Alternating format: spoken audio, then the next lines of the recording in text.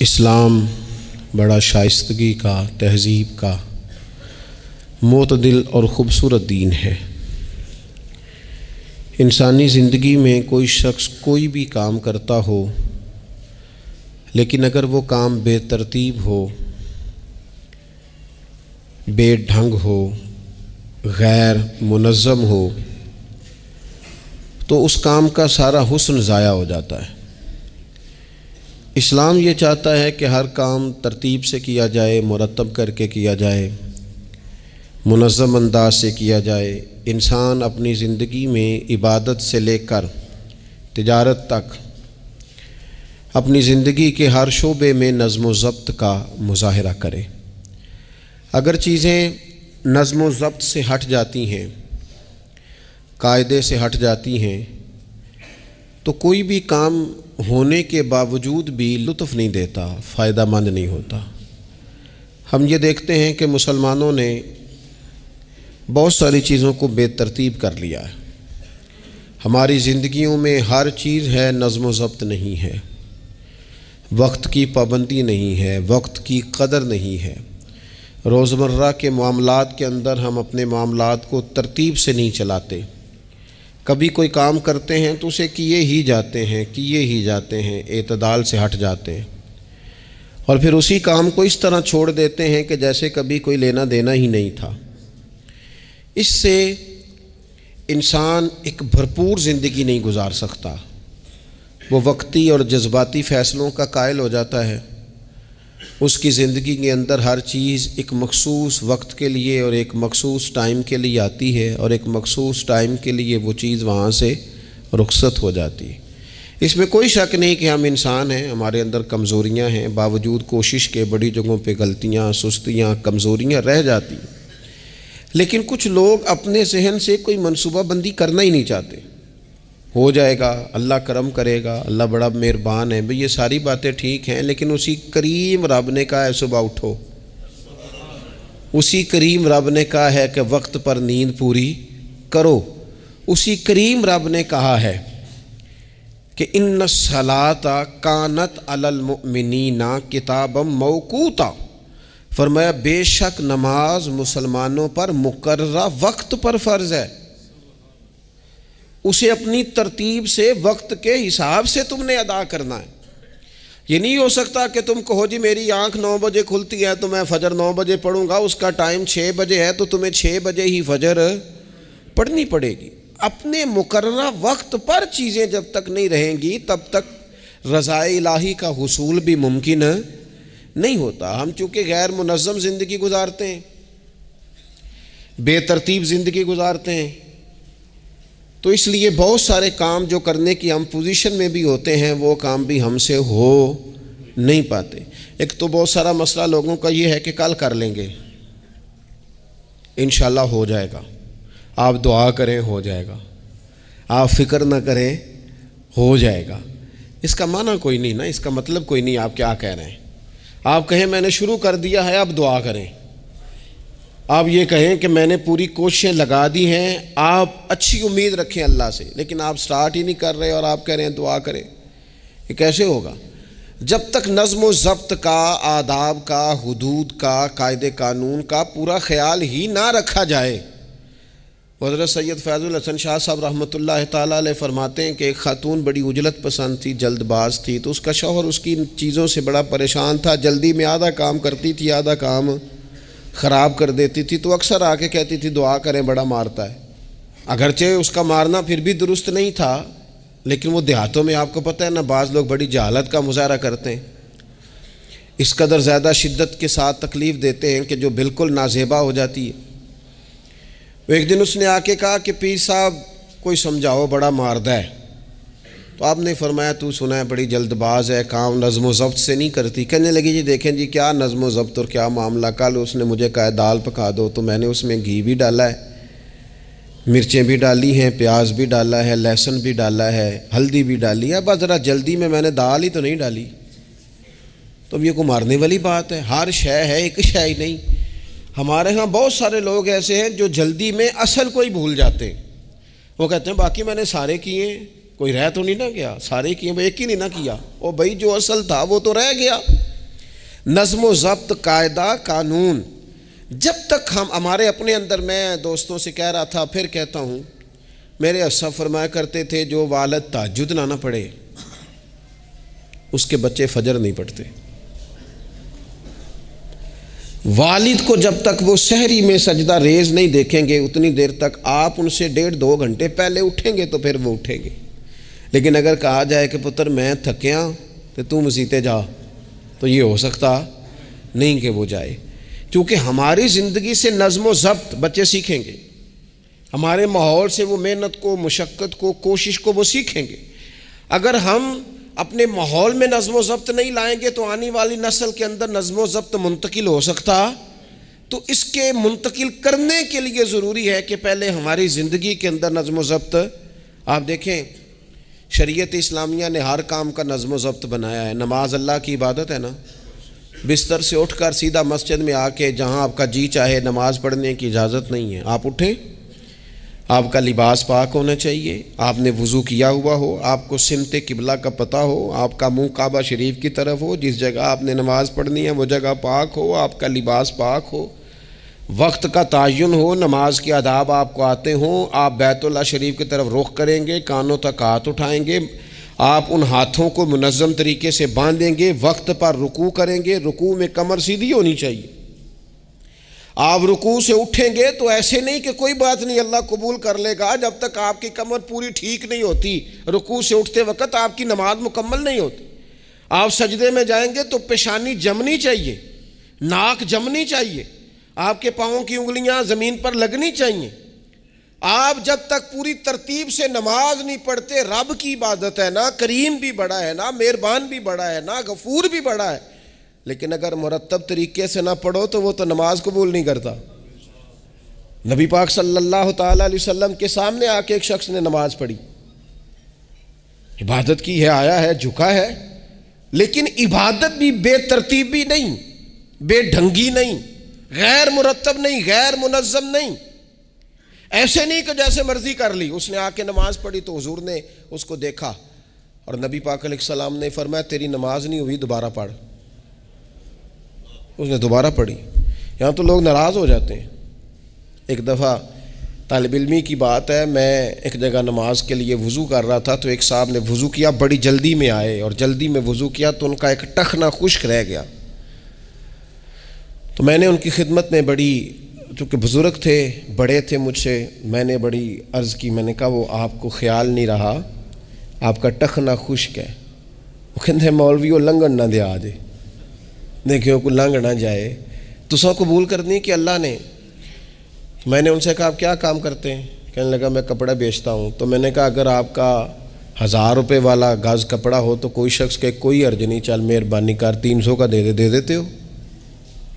کہنے لگا نہیں جی ترتیب سے ہی بات چلے گی۔ تو میں نے کہا یہ بھی ذرا ترتیب سے ہی چلے گی، اللہ نے کہا ہے کہ اس طرح کر کے پڑھو تو پھر میں قبول کروں گا۔ تو اگر وہ رستہ ہی آپ نے اختیار نہیں کیا، نبی پاک علیہ السلام کے سامنے اس نے نماز پڑھی، حضور کے سامنے، نبی پاک رحمت للعالمین ہے نا، حضور سے زیادہ کو پیار کرنے والا تو نہیں نا۔ نبی پاک نے تو نہیں فرمایا چل میرے سامنے پڑھی یا تیری قبول ہی قبول ہے، حضور نے فرمایا تیری نماز نہیں ہوئی، دوبارہ پڑھ۔ اس نے دوبارہ پڑھی، حضور نے فرمایا تیری نماز نہیں ہوئی، دوبارہ پڑھ۔ اس نے 12 پڑھی، 3 دفعہ پڑھی، پھر حضور کی بارگاہ میں آیا تو نبی پاک علیہ السلام نے فرمایا جب تو رکوع کرے تو صحیح کر کے رکوع کر، جب تو سجدہ کرے تو صحیح کر کے سجدہ کر، اور جب تو قیام میں کھڑا ہو تو ایک منظم طریقے سے کھڑا ہو۔ فرمایا اس اعتدال، اس نظم و ضبط سے، اس ترتیب سے نماز پڑھ، امید ہے خدا کے فضل پر کہ وہ تیری عبادت کو قبول فرمائے گا۔ نظم و ضبط ہی نہیں ہے۔ رمضان شریف کا روزہ، بڑا مہربان ہے نا اللہ، اپنے بندوں کو کسی قسم کی کسی مشقت میں مالک ڈالتا نہیں، لا یکلف اللہ نفسا الا وسعہا۔ لیکن آپ یہ نہیں کہہ سکتے کہ میری آنکھ چونکہ صبح 9 بجے کھلی ہے تو مجھے تھوڑی شریعت گنجائش دے دے کہ میں تھوڑی سی روٹی کھا لوں پھر نہیں کھاؤں گا مغرب تک، یہ گنجائش نہیں ملے گی۔ نظم و ضبط ہے، ترتیب ہے، اس کا قاعدہ ہے، اس کے اصول ہے، اس کا ضابطہ ہے۔ سحری میں اٹھیں گے آپ، اگر آپ کی آنکھ نہیں کھلی ہے تو آپ کی اجازت چلی گئی، وقت ختم ہو گیا۔ آپ بے ترتیب ہوئے، آپ غافل ہوئے، آپ نے کیوں لمبی نیند کی، آپ کیوں وقت پہ نہیں اٹھے؟ زکوٰۃ ہے، آپ کو ٹائم دیا گیا ہے کہ اضافی رقم آپ کے پاس ہو، آپ کے اخراجات سے زیادہ ہو، کس منظم طریقے سے زکوٰۃ فرض کی گئی ہے، اور یہ وہ نظم و ضبط ہے جس سے بندے کو تکلیف نہیں ہوتی. یعنی آپ کی ضروریات سے زیادہ مال ہو، اس مال کی قیمت 7.5 تولے سونے کے برابر یا 52.5 تولے چاندی تک پہنچ جائے، پھر وہ کل پہنچی ہے تو آج زکوٰۃ فرض نہیں، اس پر سال گزر جائے، پھر بھی وہ سارا نہیں دینا، اس میں سے 2.5% دینا. نظم و ضبط سے اللہ تعالیٰ نے توفیق دی نا جب بیت اللہ شریف کا حج کرنے کی. تو میں واپس آیا تو مجھے ایک طالب علم نے پوچھا، اس نے کہا کہ اس کا خیال تھا چونکہ اللہ کے فضل سے ہم خانقاہی لوگ ہیں تو بعض لوگوں کا خیال ہوتا ہے کہ شاید کوئی بہت انوکھی بات اور انفرادی بات ملے گی، تو خانقاہ شریف میں یا طریقت میں یا اہل تصوف میں باتیں انوکھی نہیں ہیں، باتیں روٹین کی ہیں. بس وہ یہ کہتے ہیں کہ ذرا ان کو درد سے ان پر عمل کرو، اپنے دل میں اس کا نفاذ کرو، روح میں اتارو. تو مجھے کہنے لگے آپ نے الحمدللہ حج کر لیا. تو میں نے کہا میں نے حج کیا ہے تو میں نے یہ رزلٹ نکالا ہے کہ حج بندے کو نظم و ضبط سکھاتا ہے، مرتب کرتا ہے انسان کی زندگی کو. آپ کو 8 ذی الحج کی زور پڑنی ہے، آپ کو ہر صورت میں مینا میں، آپ کو 9 کو ہر صورت زوال سے قبل عرفات میں آپ کو زوال کا وقت میں وہاں پہنچنا چاہیے، آپ کو کچھ نہ کچھ ٹائم وہاں گزارنا ہے. ایک منظم ترتیب ہے کہ مغرب کے وقت نکل آؤ، وہاں آپ نے نماز نہیں پڑھنی، آپ آ کے عرفات سے نکلیں، مغرب عشاء کی نمازیں مزدلفہ میں پڑھیں.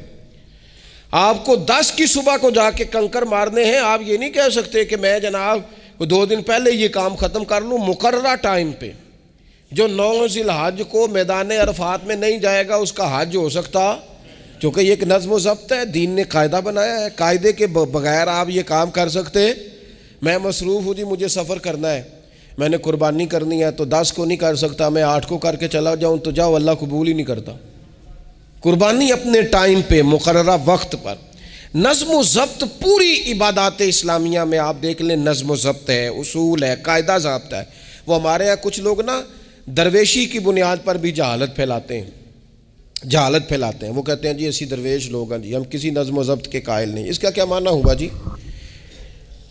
وہ درویش تو تنظیمیں نہیں چلاتے، تو درویش کیا چلاتے ہیں؟ جہالت چلاتے ہیں. درویش ہی تو تنظیم چلا سکتا ہے، درویش ہی تو ادارہ چلا سکتا ہے، درویش ہی تو ایک منظم سلسلہ تعلیم آگے لے جا سکتا ہے، چونکہ اس کی زندگی میں نظم و ضبط ہوتا ہے، اس کی زندگی ایک پورے قاعدے کے مطابق مرتب ہوتی ہے، اس کی زندگی میں ٹائم ٹیبل پوری ترتیب سے ہوتا ہے.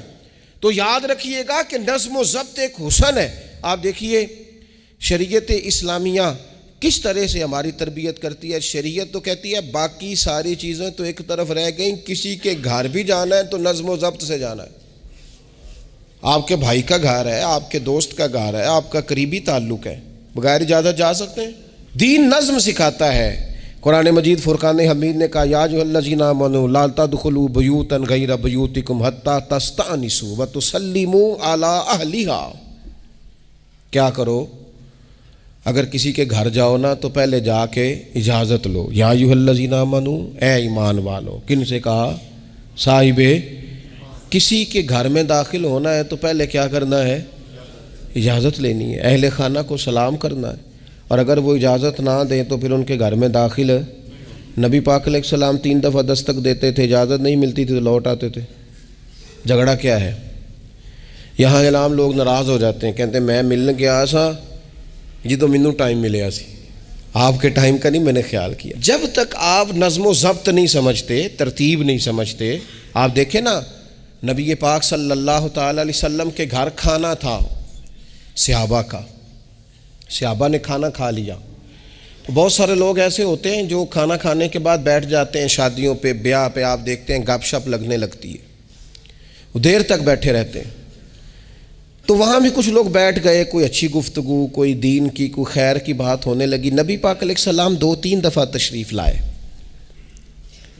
ان کو دیکھا. یا ایھا الذین آمنوا لا ترفعوا اصواتکم فوق صوت النبی ولا تجہروا لہ بالقول.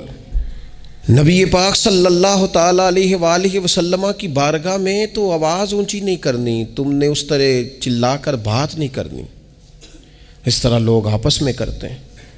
دھیما لب و لہجہ، یا ایھا الذین آمنوا لا تقولوا رائنا وقولوا انظرنا، لفظوں کے چناؤ میں احتیاط کرنی۔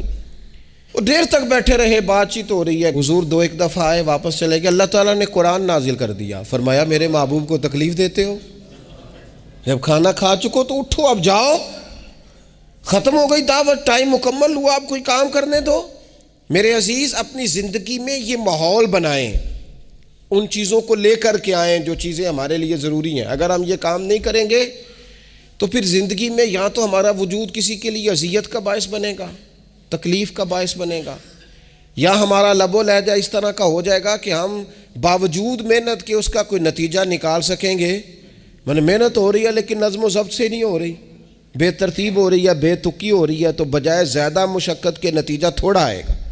اس لیے نظم و ضبط اپنی زندگی میں، قاعدہ قانون۔ میرے رسول پاک علیہ الصلاۃ والسلام نہ لوگوں کو قانون توڑنے سے منع کرتے، حضور علیہ الصلاۃ والسلام لوگوں کو اطاعت امیر کا حکم دیتے، امیر کی فرما برداری کی بات سناتے، فرماتے اگر تمہارے اوپر نک کٹا حبشی غلام بھی امیر بنا دیا جائے جو کتاب اللہ کے مطابق تمہیں حکم دے، تو اللہ کے محبوب فرماتے ہیں اس کی بات بھی سننا اور اس کی فرما برداری بھی کرنا، پیچھے نہ ہٹنا۔ تم یہ نہ دیکھنا کہ یار یہ تو نک کٹا حبشی غلام ہے اور میں تو معاذ اللہ اس سے بہتر ہوں، اس کی فرما برداری کرنا۔ اس لیے کہ نظم و ضبط قائم رہتا ہے جب لوگ قانون کی پابندی کرتے ہیں، اور جب قانون کی پابندی نہیں ہوتی، جہاں قیام عدل نہ ہو وہاں قرار ہو سکتا ہے۔ حضرت عمر جیسے لوگ اگر عدالتوں میں پیش ہو سکتے ہیں، اگر خود رسول پاک علیہ السلام اپنا آپ پیش کرتے ہیں صحابی سے، وہ کہتے ہیں جی آپ نے مجھے چبھو دیا ہے صفیں سیدھی کرتے تیر یا نیزہ، تو میں بدلہ لوں گا، تو حضور پیش کرتے ہیں اپنا آپ، حالانکہ وہ تو دور محبت تھا، عرض کی حضور کس نے بدلہ لینا تھا، نہ آپ نے کوئی تکلیف دی تھی، یہ تو وجود چومنے کا بہانہ تھا۔ لیکن نبی کریم علیہ الصلاۃ والسلام نے جو ہمارے سامنے اسوہ رکھا ہے، اس میں یہ ہے کہ یہ نظم اس طرح کا ہونا چاہیے کہ کوئی شخص بھی قاعدے قانون سے بالا تر۔ حضور علیہ السلام نے فرمایا 3 لوگ سفر کریں تو ایک کو امیر بنا لیں، ورنہ بار بار بحث ہوگی، ایک کہے گا یہاں ٹھہرنا ہے، یہاں کھانا کھانا ہے، یہاں نماز پڑھنی ہے، دوسرا کہے گا یہاں۔ 3 سفر کرو تو ایک کو اپنا امیر مان لو۔ نظم و ضبط سے زندگی گزارو، مرتب کر کے زندگی۔ ہمارے ہاں یہ ہوتا ہے کہ نظم و ضبط نہیں ہوتا، ہمیں اپنے کام سے زیادہ نا دوسروں کے کام کا پتہ ہوتا ہے، اپنے مدرسے سے زیادہ دوسرے مدرسے کا پتہ ہوتا ہے، اپنے کالج سے زیادہ دوسرے کالج کی معلومات ہوتی ہے۔ ہم کیا کرتے ہیں؟ ہم اپنے کام سے زیادہ دوسرے کے کام میں ٹانگ اڑاتے ہیں، نظم و ضبط گڑبڑ ہو جاتا ہے، ایک دوسرے کے کام میں مداخلت کرتے ہیں۔ اپنا کام مرتب طریقے سے کیا جائے، جس نظم میں جس جگہ ہمیں ڈیوٹی دی گئی ہے ہم اس ڈیوٹی کے پابند ہیں، ہم اس کو پورے غور سے کریں، پوری توجہ سے کریں، پورے انہماک کے ساتھ کریں۔ اپنے کام پر ہم جب تک توجہ دیتے ہیں تو کام ٹھیک رہتا ہے۔ اسی طریقے سے رسول پاک صلی اللہ تعالی علیہ وسلم نا گھر کے باہر بھی پورے نظم و ضبط کے قائل تھے، پوری ترتیب۔ آپ دیکھیں حضور صفوں کا درست ہونا بڑا پسند کرتے تھے، نماز ہی پڑھنی ہے نا، کھڑے ہو گئے ہیں نا، لیکن حضور نے دعا دی، فرمایا صفیں سیدھی کرو، اللہ تمہارے دل بھی سیدھے کر دے گا۔ حضور نماز کی جماعت سے پہلے اعلان کرتے بھئی اپنی صفوں کو درست کر لو۔ حضور پسند کرتے کہ بالکل اس طرح مرتب ہو کے لوگ نماز پڑھیں، کوئی چیز بھی غیر مرتب۔ یہاں جناب کوئی شخص بھی قطار میں لگنے کو تیار نہیں، باری کا انتظار کرنے کو تیار نہیں ہے۔ بینک میں ہمیں ذرا پہلے بلا لیا گیا تو ہم کہتے ہیں اللہ نے بڑی عزت دیتی ہے، اور پھر کچھ پروٹوکول تو بے جا ہیں، سوائے تکلیف کے اور کچھ دیتے۔ میں نے جنازوں پہ دیکھا ہے، کسی عالم کا جنازہ پڑھا ہے، کسی بڑے آدمی کا، تو وہاں 15 لوگ ہوتے ہیں ٹوٹل جو جنازہ نہیں پڑھنے دیتے، وہ گھسے ہوتے ہیں آگے، میں نے چہرہ دیکھنا ہے، میں نے اگلی صف میں کھڑے ہونا ہے۔ یہی حال محافل میں ہوتا ہے۔ نظم و ضبط پیدا کریں، کسی چیز کو بے ترتیب نہ کریں، کوئی کام بھی بے ڈھنگا نہ ہو۔ نبی اکرم صلی اللہ تعالی علیہ وسلم کی مجلس مبارک میں جب کوئی شخص آتا تھا نا تو حضرت ابو بکر صدیق اسے سائڈ پہ لے جاتے تو کہتے تھے تمہیں پتہ ہے اللہ کا قرآن کہتا ہے حضور کے سامنے آواز اونچی نہیں کرنی۔ اسے پہلے آداب مجلس سکھاتے تھے، نظم و ضبط سکھاتے تھے، حضور کی بارگاہ میں حاضری کا طریقہ سکھاتے تھے، پھر نبی پاک صلی اللہ تعالی علیہ وسلم کی بارگاہ میں پیش کرتے تھے۔ ہمارے بے صبرے ہو جانے کی بڑی وجہ بھی یہ ہے کہ نظم و ضبط نہیں، ہمارے جلد باز ہو جانے کی وجہ یہ ہے کہ نظم و ضبط نہیں، ہماری طبیعت جو بہت زیادہ ڈسٹرب ہو جاتی ہے، ذہنی الجھاؤ پیدا ہوتا ہے، اس کی وجہ بھی یہ ہے کہ نظم و ضبط نہیں ہے۔ ہم بعض چیزوں میں اتنے زیادہ تلخ ہو جاتے ہیں، اور تلخی کی وجہ سے یہ بنتی ہے کہ مزاج میں کوئی نظم و ضبط، کسی باری کا انتظار نہیں، کوئی ٹھہراؤ نہیں، کوئی گنجائش نہیں۔ ماحول میں نظم و ضبط پیدا کریں، زندگی میں نظم و ضبط پیدا کریں، اپنے بچوں میں نظم و ضبط لائیں، اپنے اداروں کے اندر نظم و ضبط پیدا کریں، اور پھر حوصلہ رکھیں، ہمت رکھیں، تحمل مزاجی پیدا کریں۔ نبی اکرم صلی اللہ تعالی علیہ وسلم نے اپنے گھر میں اپنے ٹائم کو 3 حصوں میں تقسیم کیا تھا۔ ہم گھر کے اندر جاتے ہیں، اپنا ٹائم تقسیم نہیں کرتے۔ یہاں تو کوئی بندہ مطالبہ کرتا ہے تو ڈانٹ کے چپ کرانے کی کوشش کرتے ہیں، تھکا ہوا ہوں خبردار بات نہ کرنا۔ آپ نے چپ کرا دیا، چپ کرانے سے بغاوت پیدا ہوتی ہے، نفرت جنم لیتی ہے۔ یہاں چپ کرا دیتے ہیں، یا اگر ہم کوئی بات کرتے ہیں تو وہ کوشش کرتے ہیں کہ اس وقت جان چھوٹے، یہ دن گزرے کل دیکھیں گے۔ اس سے کیا ہوتا ہے، اس سے جو شخص آپ کے سامنے بیٹھا ہے اس کی امید ٹوٹتی ہے، وہ کہتا ہے یار یہ کیا معاملہ ہے۔ بچوں کی امیدیں ٹوٹتی ہیں، گھر والوں کی امیدیں ٹوٹتی ہیں کہ یار یہ تو جان چھڑا رہے ہیں۔ نبی اکرم صلی اللہ تعالی علیہ وسلم جب گھر تشریف لے جاتے تھے تو حضور اپنے وقت کو 3 حصوں میں تقسیم کرتے۔ ایک حصہ پورا ٹائم رسول پاک گھر والوں کو دیتے، ان کی بات سنتے، بلکہ حضرت عائشہ صدیقہ فرماتی ہیں جب تک گھر میں رہتے کوئی نہ کوئی گھر کا کام ہی کرتے رہتے، حضور ٹائم دیتے۔ ایک حصہ یہ، دوسرا حصہ ٹائم کا نبی پاک صلی اللہ تعالی علیہ وسلم نے آرام کے لیے رکھا ہوا تھا۔ حضور آرام کرتے، لیٹتے، باقاعدہ حضور علیہ الصلاۃ والسلام اپنے وجود اطہر کو بستر کے اوپر رکھتے، آرام فرما ہوتے، صحیح معنوں میں آرام کرتے۔ اور تیسرا حصہ نبی پاک علیہ السلام نے عبادت کے لیے رکھا ہوا، گھر والوں کا کام کاج کیا، عشاء ہوئی آرام کیا، پھر تہجد کا ٹائم ہوا تو حضور عبادت کے لیے اٹھ کے کھڑے ہو گئے۔ یہ گھر کے اندر، مسجد میں نہیں، مسجد کا تو جو عبادت کا ماحول ہے نماز کا وہ الگ ہے، گھر کے اندر اس بات کو اچھی طرح سمجھ لیں کہ گھر کے اندر جب آپ جائیں، اب تو بڑوں کی شکایتیں آنے لگی ہیں، پہلے بچوں کی آتی تھیں، اب تو 50 سال کے آدمی کی شکایت آتی ہے کہ گھر آتے ہی موبائل کھول لیتا ہے، ادھر ادھر دیکھتا ہی نہیں، کوئی سنتا ہی نہیں۔ اس طرح تو ہمارے اپنے ہم سے ٹوٹ جائیں گے، بکھر جائیں گے، ہمارے بچے خدا جانے کیا سوچنے لگیں گے، کسی اور سمت نکل جائیں گے۔ وہ جن کو ہماری باتوں کی، ہماری شفقتوں کی، ہمارے پیار کی، وہ جس پوتے کو، جس چھوٹے بیٹے کو دادا کے والد کے کندھوں پر کھیلنے کی چاہت ہے، وہ تو اس سے محروم رہ جائے گا۔ ہمیں وقت دینا ہے، ان کو ٹائم دینا ہے، اس ٹائم کو مرتب کرنا ہے۔ نبی اکرم سید عالم صلی اللہ تعالی علیہ وآلہ وسلم حتیٰ کہ میدان جنگ میں بھی حضور چیزوں کو مرتب کرتے۔ عرب کے لوگ جب جنگ کرتے تھے تو وہ سمجھتے تھے اسلحہ بڑا ہے، طاقت بڑی ہے، ہم نے کر لینا جو ہمارے جی میں آنا ہے۔ حضور کا طریقہ مبارکہ یہ تھا کہ جنگ میں بھی نظم و ضبط۔ حضور فرماتے قریب دشمن آ جائے تو طاق پہ بلا وجہ تیر نہ چلانا، وہ بالکل سامنے جب تمہیں نظر آ جائے، تمہیں نشانہ سمجھ میں آئے تب تیر چلانا۔ کئی دفعہ فرمایا صرف پتھر کا استعمال کرنا۔ حضور علیہ الصلاۃ والسلام لوگوں کو کہتے کہ تم نے یہاں پہاڑ کے چوٹی پہ کھڑے رہنا ہے، تم نے جنگ ہی نہیں لڑنی، تم یہاں ہراول دستے کے طور پر پشت پہ کھڑے رہو، جب تک میں تمہیں حکم نہ دوں تم نے یہاں سے ہٹنا نہیں ہے۔ این جنگ کے موقع پر بھی رسول پاک صلی اللہ علیہ وسلم نظم و ضبط کا مظاہرہ کرتے، ترتیب مقرر کرتے۔ آپ یقین کریں جن اداروں کے اندر نظم و ضبط ہے، جن کے اندر اصول ہے، جن کے اندر قاعدے ہیں، وہ اپنی پیشہ وارانہ کام سے کبھی بھی پیچھے نہیں ہٹتے، اور جہاں یہ کام نہیں ہوتا وہاں بڑی ساری چیزیں نقصان کا شکار ہوتی۔ این حالت جنگ میں بھی نبی اکرم نور مجسم صلی اللہ تعالی علیہ وسلم نظم و ضبط کا خیال کرتے۔ یہ جنگ احد میں نقصان ہوا تھا نا وقتی طور پر، اس کی وجہ بھی یہ بنی تھی کہ حضور نے جن صحابہ سے کہا ہٹنا نہ، ان سے اجتہادی خطا ہو گئی، انہوں نے سمجھ لیا کہ جنگ تو ختم ہو گئی ہے، وہ ہٹ گئے، ان کے ہٹنے سے نقصان ہوا، 70 لوگ شہید ہو گئے۔